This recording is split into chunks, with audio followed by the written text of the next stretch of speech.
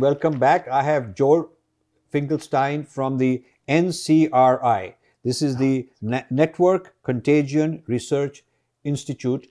We've been talking about it. This is the second episode. We've been talking about his work in the context of Hinduphobia. And, to refresh your memory, he's a Princeton PhD in neuroscience, understanding how the brain works and how it learns so that we can teach people better, more truth and better, and also machine learning. So there are a lot of applications. But in this context, his institute that he set up is to look for advanced indicators, look for cause and effect between social media and real world activity, real world violence and things like Hinduphobia, so that there can be a predictor, a predictive model which says when this pattern happens, first of all, how to find who started it, because there are so many bots and you may not know who started it. They have all kind of fake IDs, but he has ways of going into the dark web, figuring out who started it, who are the people behind it, and then what's the impact, what is the likely impact, what are they trying to achieve. They might have started in one country and they're trying to create a riot in another country. They're trying to overthrow a government somewhere. They're trying to smear campaign somewhere. All of that they're trying to do. So that's his work. And today we'll talk about, as a case study, what happened in the UK, in Leicester. A Hindu-Muslim mob was incited as a result of a cricket match. Yes. Now there's enough cricket rivalry and people like the soccer rivalry and people go all this stuff. But this was instigated is what you're finding. Absolutely. So tell us about it. Well, I think that, beyond a normal cricket match, we saw a lot of hostilities in the India-Pakistan match that took place in England between the two communities, and fights broke out. This is very common at cricket matches. And anyone who's a cricket fan will tell you that violence and hooliganism at cricket matches is a fairly normal occurrence. Particularly in the UK. Where UK. Both communities are present. Yes, absolutely. So we've seen violence from both sides at these cricket matches in previous histories. It's not the first time this has happened. But what we saw happen in this occasion was that after the violence occurred at these cricket matches, a number of narratives emerged suggesting that this wasn't merely hooliganism at a match. It was actually organized violence on the part of India and Hindus in order to ethnically cleanse or brutalize Muslims in England itself. And in addition to those calls, we saw a lot of malicious narratives that were making up and distorting facts about what was happening in Leicester, such that pages of the Quran were found burned, that children had been, So were these true things that happened, these Qurans were being burned, or were these fake news to create violence? No, it appears these reports were unsubstantiated. So they were fake news showing all this stuff. Yeah, the unsubstantiated. To create a violence between to create tensions. And those malicious narratives got thousands and thousands of retweets. So a populist kind of crowd began emerging around this behavior. Now, the thing is, it wasn't just populist hatred that was fueling this. There were specific actors who were known Islamists, people who were prominent in media and other who were known to pray for ISIS publicly. Like the ISIS supporters and Islamists that were taking to this material to deliberately and in quite influential ways. You have a guy here called Majid Freeman. Yes, well, that's right. Freeman is a person in your report who sort of is one of the guys in this. Yeah, now Friedman is a British Pakistani. He's a British Muslim, and he's a former aid worker who was convicted, who supported the convicted murderer and Al-Qaeda supporter Afia Siddiqui. He's posted postings supporting ISIS on his web pages, and he's offered prayers for slain British Al-Qaeda operative Iftikhar Jaman. And he's done all of this on his social media pages. This is somebody who is an ideologue, right? And they're disseminating these narratives that are simply untrue in order to incite this kind of activity. Now, as this is happening, we're seeing on Instagram and Twitter groups that are literally saying, let's go bus in at this location, at this time, with all of us into Leicester. We're taking buses, and we're going to bus in and show these Hindutva, dominators who's really boss. We're going to teach them a lesson. So from your report, you have one of these images that they put out there is that they're saying the BJP youth from Leicester, these are the little RSS cunts going around causing problems to Sikhs and Muslims. Yes. So they're combining Sikhs and Muslims as the victims, Yeah. and saying that these Hindus are the ones causing problems. Absolutely, that's right. And then another one which says, shall we go Saturday, teach these guys a lesson? Absolutely. And then he says, yes, we are going. And these are posts that have hundreds of thousands of views.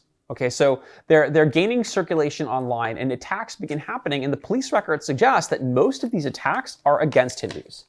Most of these attacks are terrorizing Hindu houses of worship. They're graffiti, vandalization, all kinds of problems that are emerging as riots begin breaking out in Leicester. And the attacks are directed in they're fairly unidirectional. And then your research also shows Al Jazeera putting out some of this. Yes, well, I mean, there's an entire ecosystem of media amplifiers that essentially create a feeding frenzy around the violence. And the very conspiracy that Hindutva is invading England becomes the basis, the idea that they hate us.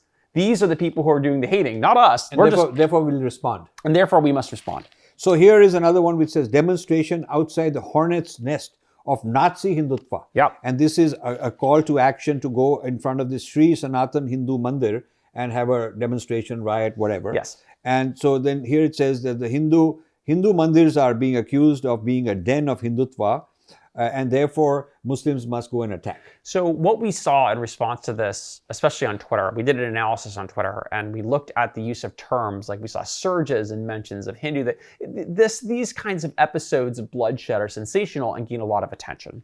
And we saw mentions of these, exploding. And we want to understand, what is the sentiment? What is the narrative that people are creating around Leicester? We now have a sense of what has actually happened on the ground, that these attacks were called for, and that there was incitement to violence by what appeared to be a small network of committed Islamist influencers who were actually central in agitating for this.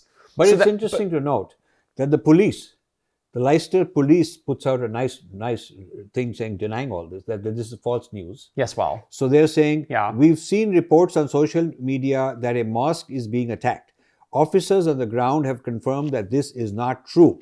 Yeah. Please only share information on social media you know to be true. Yeah. So the police is getting concerned that the Islamists are accusing the Hindutva falsely and creating a riot against the Hindutva and against the temples. Yeah. The police is concerned, and police is standing there and saying that these reports that the Islamists are making are false. Yes. There is no attack on any mosque. This is just made up. Yes. And this, by the way, we did an analysis on the social graph during the conversations about who's talking to who in the conflict as it's happening. The central node amongst the Hindu accounts are the Leicester police. The Hindus are talking to the Leicester police. Okay. Right? The Islamists and the people who are agitating for violence, they're mostly talking to Majid, right? And Majid is the central node there, right? So they have their hero, who's this Islamic guy, white Muslim, who's triggering all this. And as far as Hindus are concerned, they're talking to the police to try and get 100%. And here is very interesting. And by the way, this actually creates really important information that the police are during these kinds of tensions, which will become more commonplace in the future, most certainly, where social cyber tensions are spilling over into the real world. Understanding that traffic and narrative, because you're a central node, is very important. Seeing the whole field of where the rumors are happening, keeping eyes on this, is very important, because the vulnerable community will be turning towards law enforcement as a source of information. Right. And law enforcement does not have a lot of eyes on this kind of information in this way. Right. So there's a capacity building that's needed from this, and a lesson learned for ethnic communities. Police needs to learn all this stuff. They need to learn this very badly. So here's an interesting thing, which another one of these memes, it says, and they have a black guy, and it says, Hindutva attack Muslims in Leicester, and Muslims must retaliate back. Yes. That's what this is showing. That's the common meme. Now, the problem with that depiction is that was the depiction that came over the entire of Twitter. So when you looked up the word Hindu, what you saw during this episode, we did natural language processing. And what it showed was that the Hindus were depicted by and large as the aggressors. And they were depicted as being the ones who were terrorizing. Muslims, by contrast, the sentiment is that they were drunk. There's a lot of hemming and hawing in the natural language processing that suggests that they were actually not the aggressors. And they were just responding. They were And they were just exactly that's what came out of the natural language processing. Now, when we used large language models, like ChatGPT is an example of one. We used some of these to understand where there were specific threats to violence. And where specific threats to violence were used, 70% of them were directed towards Hindus, right? Yeah. So whereas the public perception on Twitter was clearly that Hindus were terrorizing people, we found a complete distortion. Yeah. Now, and then we looked up the word Hinduphobia. To your point earlier about Hinduphobia and the lack of education, when we looked up Hinduphobia and Islamophobia, we saw that there were almost twice as many mentions of Islamophobia on Twitter during this time than there were Hinduphobia. Right. In spite of the fact that the attacks were disproportionately against Hindus, despite the fact that the calls for violence, according to our machine learning analysis, were targeting Hindus as a vulnerable community. So here again, I'm appealing to all those Hindus who are Hindu activists who feel that we should not use the word Hinduphobia, there is no such thing, or we shouldn't use it, or it's a wrong word. Please don't do that, because the frequency of the use of the word is an important measure to various models that are tracking these things. If you turn it into something else, an anti-Hindu, Hindu Musia, Hindu this, that, your tracking system will not be as accurate, and the authorities need to know the trends. And so these keywords are important. And we need to be able to educate people. We need to be That's an education gap. So here, there's another one here. It says a video shows a man climbing the Brahma Samaj Shivalaya temple, okay, tearing down a saffron flag, and joining the mob, and through the 25 police officers were injured in this. And this 21-year-old Islamist named Adam Yusuf was arrested in this process, and he stated that his aggression was inspired by social media. Yes. So that proves your point. Absolutely. Now, I'll say this about the report, that in addition to the activity that we saw coming from, in England and the attacks against Hindus, there's also a phenomena called reciprocal radicalization that we study. And in reciprocal radicalization, what happens is that the atrocities on one side justify the hatred on the other side. And so we saw a surge of a negative sentiment around Muslims occurring in India itself as this was taking shape. Now, a lot of that was highly reactive, but we found evidence of some pretty nasty memes that were occurring on the subcontinent itself. This is exactly what the Pakistanis want. They want to create a Hindu-Muslim problem in India. And it's what the Islamists want too. They're looking for a war of civilizations. Now, so the war of civilizations that this is seeking to ignite, right? I think there's again, this goes back to the conversation we had in the first part about how to get it right with who's a monster and who isn't. Right. So we really need to make sure that when we're dealing with this, we recognize the problems of reactivity internally. Right. Because if we're not distinct from the thing that we're fighting, then we risk becoming it. Yes. And that is a great danger towards communities, towards diasporic communities, towards vulnerable communities. Because what happens is that unless you can break from that cycle, you're always caught in a cycle of feeling like a victim and wanting to be the oppressor. Right. So just to recap, what we've done is we've discussed how there are negative memes against Hindus that are spread out, and which justify the Islamists promoting a violence against the Hindus. Yes. So one of them is that there are attacks on mosques, which the police said are not true, which were misinformation. There are a whole lot of these memes out there. So this attack on mosque is happening, and therefore we have to go and get back against these Hindu guys who are doing it, because these Hindutva people are trying to establish a Hindutva United Kingdom, and so we have to fight against it. So this is the common theme that is going on. And I want to, before we close, I want to tell people the thoroughness of your report. You've basically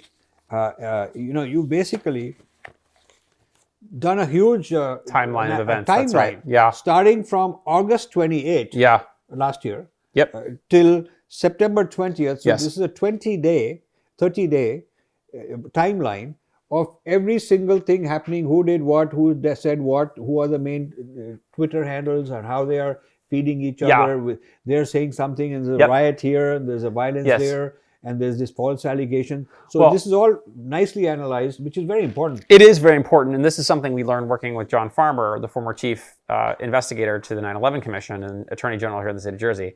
whenever we start an investigation, we always begin with a timeline. We always want to make sure that we have a timeline that captures events as they've occurred sequentially and as clearly as possible.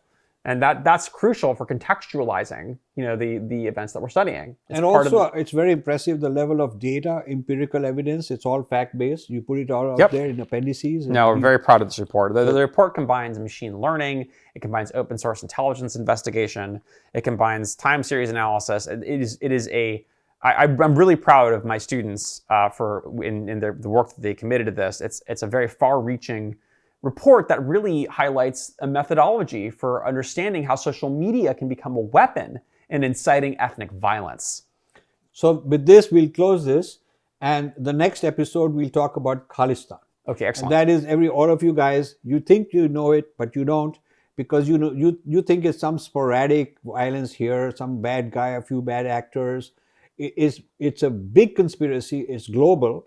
And you can see the footprints of that action on the social media, which is what they've done, their organization has done. So we will go through their entire report on the Khalistani movement on social media and how it incites physical violence against Hindus, against Indian government establishments, and then how they're working with the Pakistanis in very serious ways and with the Islamists towards a common cause. Yes. So we will discuss that in the next episode. We'll be back.